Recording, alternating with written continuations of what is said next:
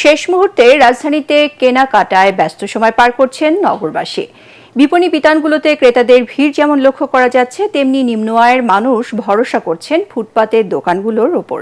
তবে পণ্যের দাম ও মান নিয়ে অভিযোগ রয়েছে ক্রেতাদের। আর বিক্রেতারা বলছেন অর্থনৈতিক চাপের প্রভাব পড়েছে ঈদ বাজারে। প্রত্যাশা অনুসারে বেচা বিক্রি হচ্ছে না। সাজ্জাদ জাহানের রিপোর্ট। কয়েকদিন পর পবিত্র ঈদ উল ফিতর। ঈদকে সামনে রেখে নিজের ও প্রিয়জনের পছন্দের পোশাক কিনতে রাজধানীর বিভিন্ন বিপণী বিতানগুলোতে ভিড় করছেন মানুষ।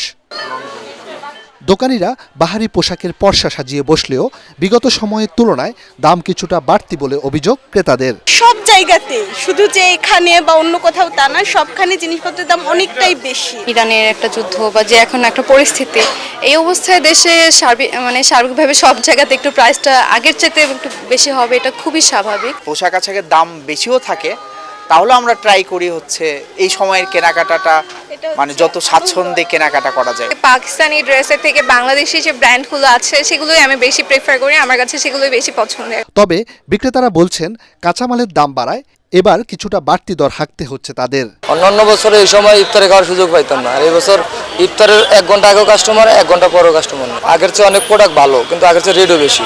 বিভিন্ন বিপণী বিতানের পাশাপাশি ফুটপাতের দোকানগুলোতে ক্রেতাদের ভিড় ছিল চোখে পড়ার মতো।